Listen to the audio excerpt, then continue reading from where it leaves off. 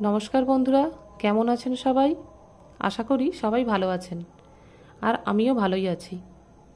আজ আমি আপনাদের সঙ্গে হিস্ট্রি বা ইতিহাসের কিছু গুরুত্বপূর্ণ প্রশ্ন এবং উত্তর আলোচনা করব। আপনারা সঙ্গে থাকুন। এপিগ্রাফি বলতে কী বোঝায়? এপিগ্রাফি বলতে বোঝায় শিলালিপি অধ্যয়নকে। যেমন নিউমিসমেটিক্স হলো মুদ্রা অধ্যয়ন, অস্ট্রিওলজি হলো কঙ্কালের অধ্যয়ন, কার্টোগ্রাফি হলো মানচিত্র অধ্যয়ন। তারপর আসি, ড্যাশ ব্রাহ্মী ও খরষ্টি লিপির পাঠোদ্ধার করেন, যা পূর্বে শিলালিপির জন্য ব্যবহৃত হতো। জেমস প্রিন্সেপ এই শিলালিপির পাঠোদ্ধার করেন। তিনি 1838 সালে ব্রাহ্মী ও খরষ্টি লিপির পাঠোদ্ধার করেন। মহাভারতের প্রকৃত নাম কি? মহাভারতের প্রকৃত নাম হল জয় সংহিতা। মহর্ষি বেদব্যাস এই মহাভারত রচনা করেন, যার আসল নাম হল জয় সংহিতা। সঙ্গম যুগের মহাকাব্য শিল্পাদ্যিকরম ও মণিমেখালাই কোন ভাষায় রচিত? শিল্পাদ্যিকরম ও মণিমেখালাই সঙ্গম যুগের দুটি মহাকাব্য, যা তামিল ভাষায় রচিত। শিল্পাদ্যিকরমকে তামিল সাহিত্যের প্রথম মহাকাব্য হিসাবে গণ্য করা হয়। প্লিনি তার বিখ্যাত গ্রন্থ ন্যাচারাল হিস্ট্রি কোন ভাষায় লেখেন?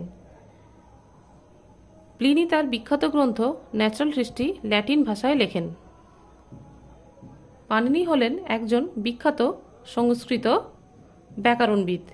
তিনি ছিলেন একজন পণ্ডিত, যিনি যুক্তিবিদ, ব্যাকরণবিদ এবং ভাষাতত্ত্ববিদ। ষষ্ঠ বা সপ্তম শতাব্দীতে পাণিনির উত্থান ঘটে। পাণিনির রচিত গ্রন্থ হল অষ্টাধ্যায়ী।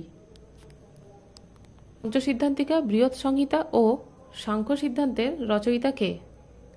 এই গ্রন্থগুলির রচয়িতা হলেন বরাহমিহির।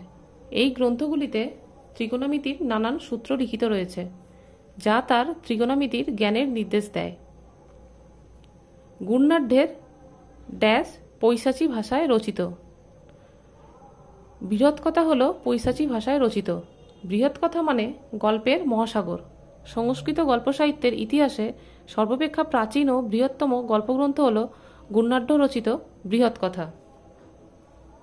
শ্রীকৃষ্ণ বিজয়কাব্য এর রচয়িতা কে ছিলেন?